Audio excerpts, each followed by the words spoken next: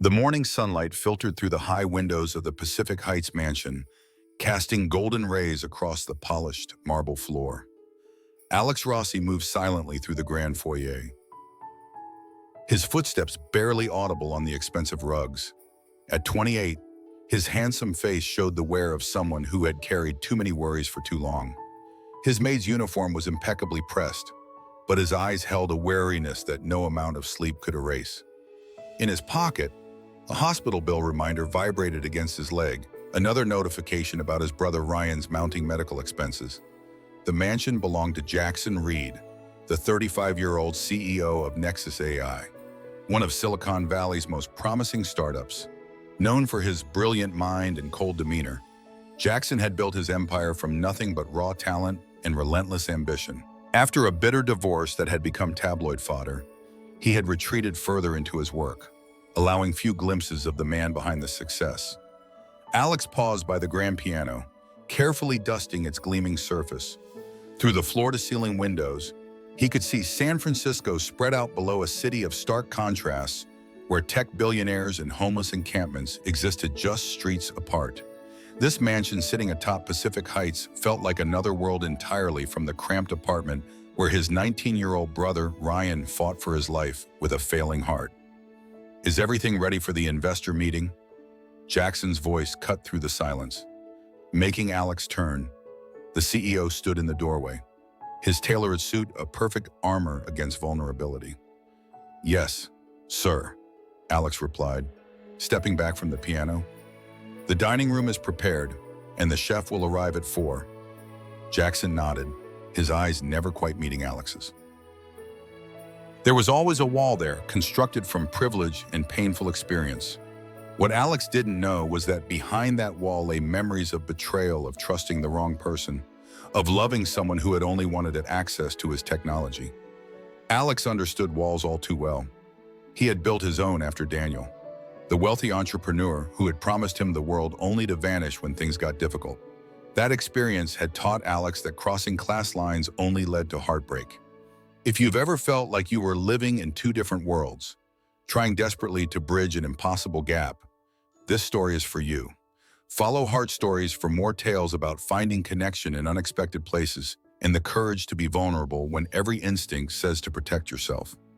The sleek black Porsche arrived without warning, tires crunching on the circular driveway as Alex finished arranging fresh flowers in the entrance hall.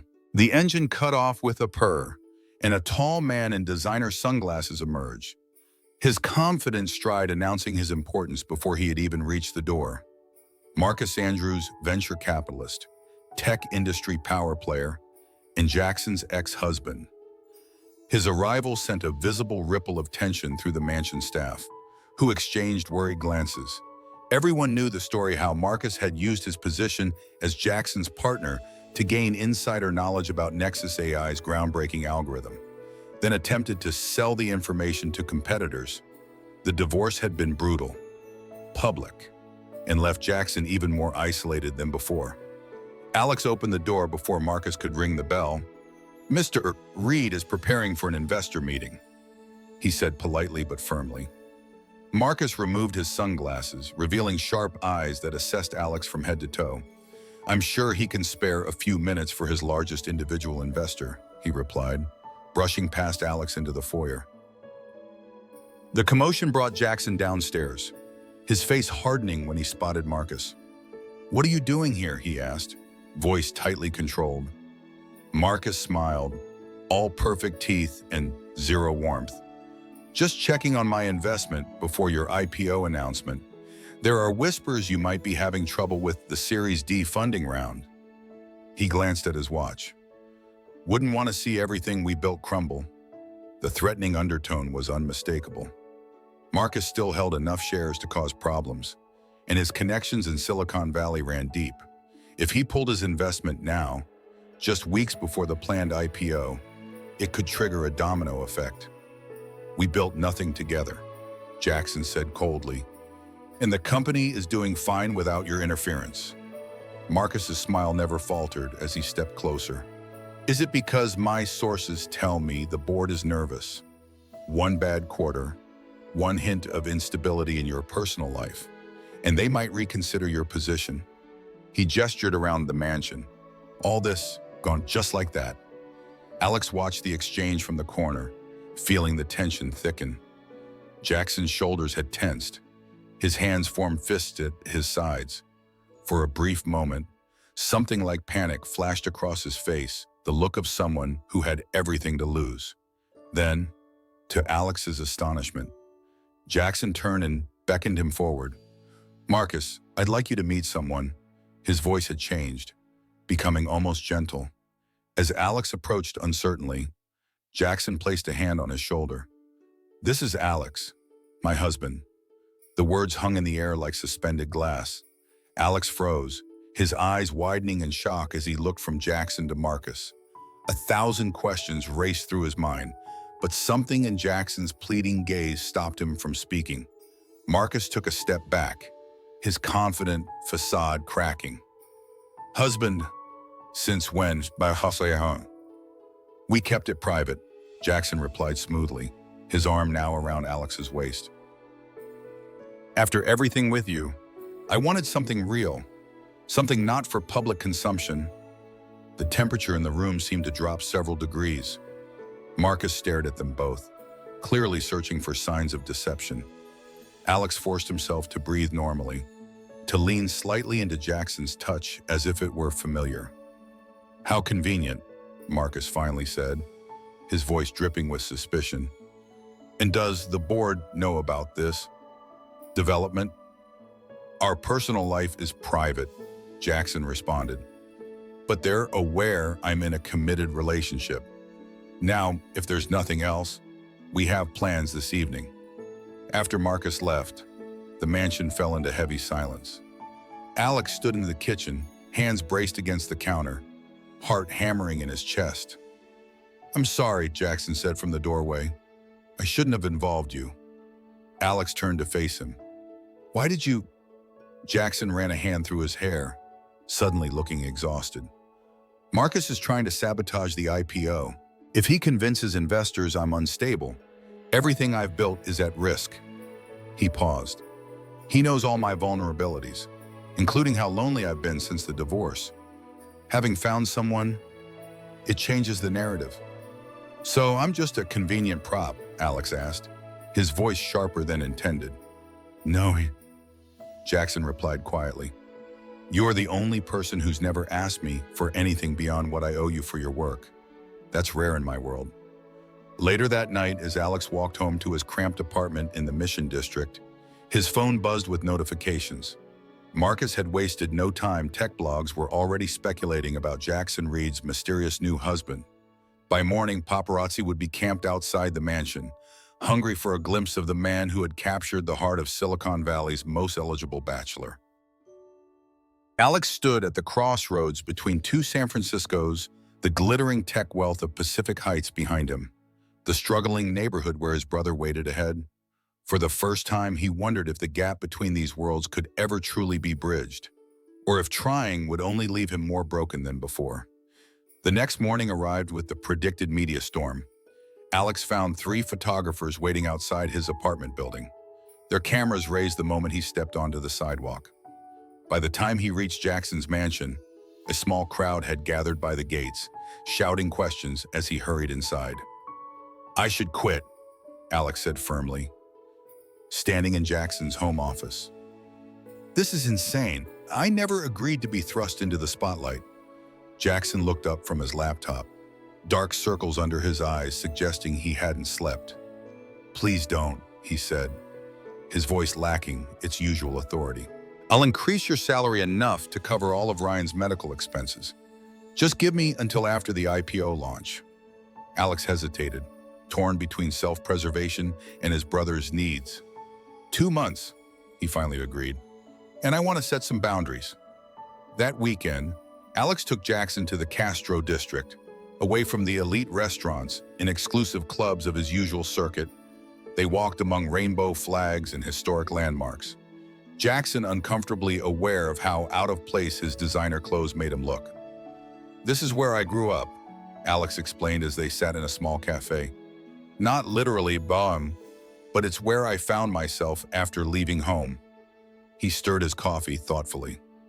The community here saved me when I had nothing. Jackson watched people passing by, couples holding hands openly, groups of friends laughing together. I've never had community, he admitted quietly. Even before I made money, I was always the outsider, too focused, too intense, too different. As they walked back to the car, a group of protesters with anti-LGBTQ signs had gathered at a corner. Jackson instinctively stepped in front of Alex, shielding him from their glares. I deal with this all the time, Alex said. You get used to it. You shouldn't have to, Jackson replied, a new edge to his voice. Over the following weeks, their pretend relationship developed unexpected depth. Jackson shared how Marcus had stolen his initial algorithm designs, threatening to claim Jackson had stolen them from him unless he received shares in the company. Alex revealed the truth about his previous relationship with Daniel, how being someone's secret boyfriend had left him feeling worthless. One evening, as they reviewed financial documents for the company's IPO filing, Jackson looked up suddenly. Why did you stay? He asked. After the way I used you without asking. Most people would have walked away. Alex considered the question carefully.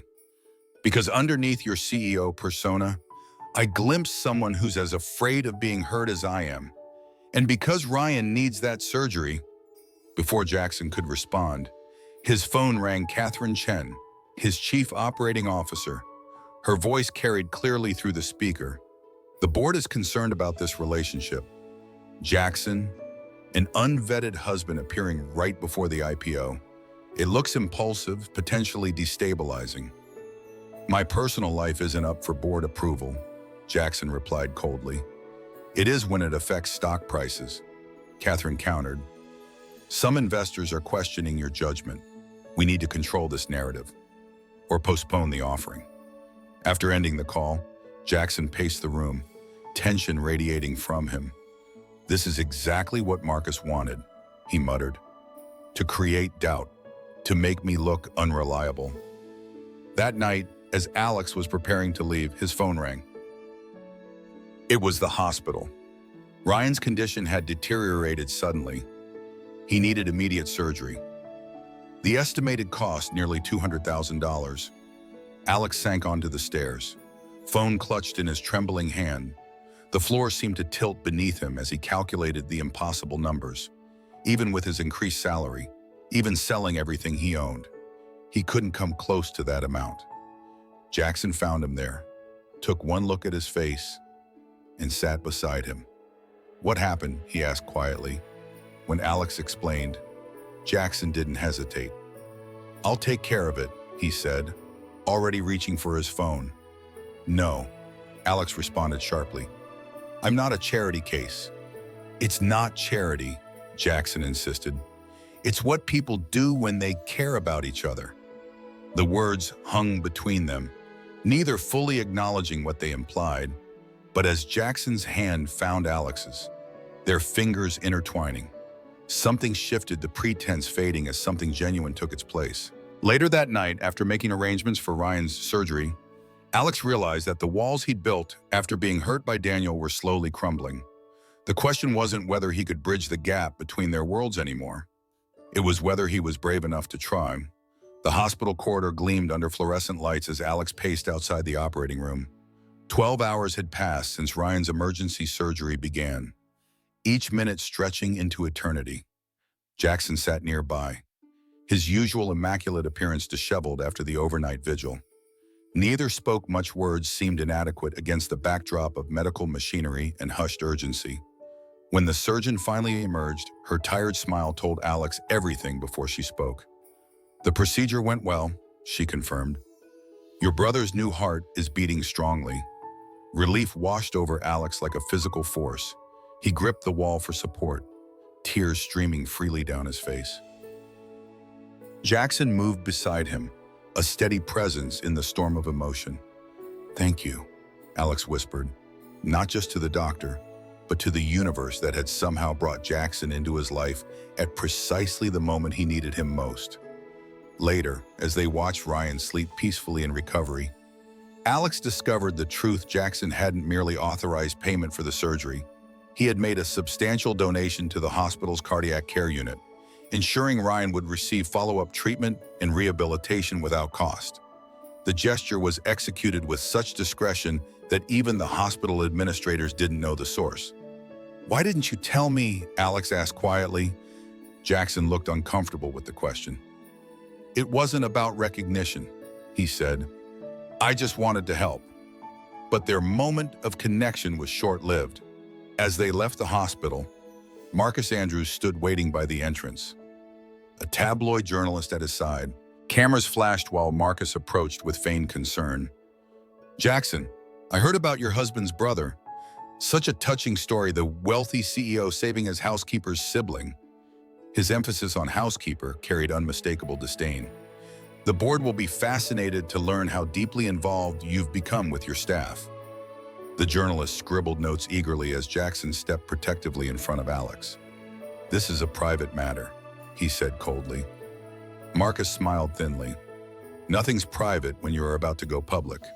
My attorneys will be contacting the SEC regarding potential investor fraud, claiming a marriage that doesn't exist to create false stability before an IPO."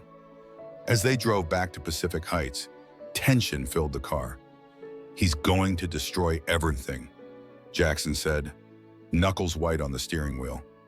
"The company, the technology that could help millions. All of it." Alex stared out the window, watching San Francisco's neighborhoods blur past. "What if we told the truth, that there was no deception, just two people who found each other? No one would believe it," Jackson replied bitterly. "A CEO and his housekeeper. The wealth gap alone makes it unbelievable." The words stung more than Alex expected. "Right, then," he said quietly. "Because someone like me couldn't possibly belong in your world." The following days brought exactly what Marcus had threatened. Formal SEC inquiries began, questioning the timing of Jackson's supposed marriage. Tech blogs ran speculation about Jackson's mental stability. The IPO was officially placed on hold, and the board called an emergency meeting. The night before the meeting, Alex found Jackson sitting alone in the dark library, staring at financial projections showing the company's valuation plummeting. "I've been thinking," Alex said carefully. "What if I testified, explained how everything happened?" Jackson looked up, his expression pained. "They'd crucify you. The rich man's toy, the gold digger, the opportunist, every possible cruel label would be thrown at you." "Maybe," Alex acknowledged, "but it would be my choice this time." The boardroom the next morning was intimidating, all glass, chrome, and power. Marcus sat confidently at one end, surrounded by attorneys. Catherine Chen presided with barely concealed disappointment. Board members exchanged skeptical glances as Jackson entered, Alex following behind him. "This meeting will determine whether Jackson Reed remains a CEO," Catherine began formally. "Given recent events that have damaged investor confidence and company reputation." Marcus smiled, already tasting victory. "I believe we all know the facts. Jackson invented a marriage to manipulate stock prices and investor perception." "That's not true," a quiet voice interrupted. All heads turned as Alex stepped forward. "Jackson never claimed we were legally married. He used the term husband in a moment of desperation, facing someone who had already betrayed him once." Alex's voice grew stronger as he continued. "But something unexpected happened afterward. Two people from completely different worlds began to see each other clearly for the first time." He looked directly at Marcus. "And yes, Jackson helped my brother when he needed life-saving surgery. Not for publicity, not for gain. He didn't even want me to know he'd done it. Is that the action of someone trying to deceive?" The room fell silent as Alex pulled out his phone. 6 months ago, I discovered evidence of a data breach attempt targeting Nexus AI servers. The origin traced back to this email address. He displayed the screen, showing an account clearly linked to Marcus. "I could have sold this information to competitors or leaked it to the press. Instead, I quietly strengthened the security protocols and protected the company." Marcus's face drained of color as board members turned to stare at him. "This is absurd," he sputtered. He's lying to protect his meal ticket. Digital evidence doesn't lie, Alex replied calmly. The timestamps and IP addresses are all preserved. I was protecting the company long before Jackson and I became whatever we are. By the time the meeting concluded, Marcus had been forced to recuse himself pending investigation. The SEC inquiry was suspended, and the board had begrudgingly reaffirmed Jackson's position. Outside, as reporters clamored for statements, Jackson pulled Alex aside. "Why didn't you tell me about the data breach?" he asked, wonderment in his voice. Alex smiled slightly. "It wasn't about recognition. I just wanted to help." The sunlight streamed through the windows of Ryan's new apartment in No Valley, illuminating the physical therapy equipment and medication schedule posted on the refrigerator. 3 months had passed since his surgery, and his recovery progressed steadily. Alex arranged flowers in a vase, conscious of how much had changed since that fateful day when Jackson had introduced him as his husband. The IPO had finally launched successfully. Nexus AI's valuation had exceeded projections, with investors drawn to both the technology and the compelling story of its founder, no longer the cold, isolated figure of before, but someone capable of genuine connection and compassion. "Are you nervous about tonight?" Ryan asked from the sofa where he was carefully working through his prescribed exercises. Alex nodded, adjusting his tie. "Terrified. It's not every day you attend a gala as the +1 of Silicon Valley's most talked-about CEO. The event was a fundraiser for Jackson's newly established foundation, dedicated to providing cardiac care for uninsured young adults. The idea had come during those long nights in the hospital, watching families struggle with impossible choices between health and financial ruin. When Alex arrived at the mansion to meet Jackson, he found him pacing in the foyer, on the phone with his parents in Boston. "Yes, Mother, he will be there," Jackson was saying, tension evident in his voice. "No, it's not a publicity stunt. I understand your concerns, but this is my life." He ended the call with a frustrated sigh. "Still not convinced?" Alex asked gently. Jackson shook his head. "Old money meets new money, meets no money. It's like the setup for a bad joke." He reached for Alex's hand. "But they'll come around. They don't have much choice." The gala was held at the D. Young Museum, the city's elite mingling beneath spectacular glass architecture. Alex felt eyes following him, some curious, some disapproving, some openly hostile. Catherine Chen approached early in the evening, champagne in hand. "You surprised me," she admitted candidly. "I was certain you were an opportunist." "And now?" Alex asked. She smiled slightly. "Now I see what Jackson sees. Someone real in a world of performances." Later, as Jackson prepared to address the crowd about the foundation, he pulled Alex to a quiet balcony overlooking Golden Gate Park. The city lights twinkled below, a carpet of stars mirroring the night sky above. "I've been thinking about that day when Marcus showed up," Jackson said quietly, "about how one impulsive lie changed everything." Alex leaned against the railing. "Do you regret it?" "Never," Jackson replied without hesitation. "It brought me you. It made me face parts of myself I'd buried after Marcus. It reminded me that business success means nothing without connection." From his pocket, Jackson withdrew a small box. "This isn't a proposal, Waymo," he clarified quickly.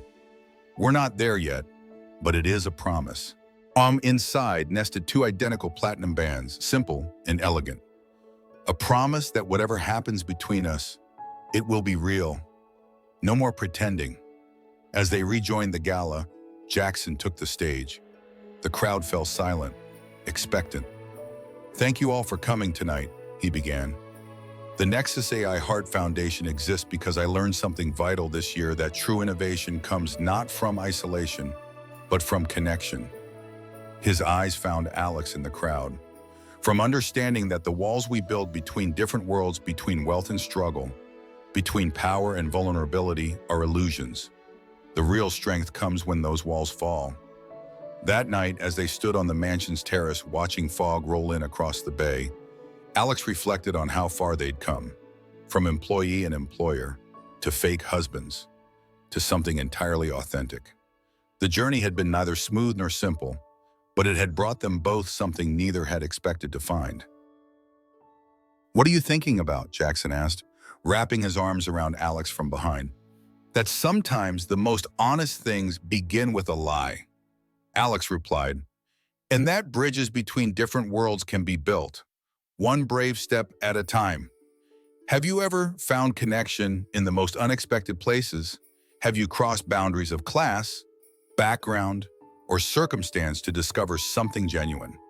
Share your story in the comments below because every heart deserves to be seen, regardless of which world it comes from. Follow Heart Stories for more tales of courage, transformation, and the remarkable power of authentic love.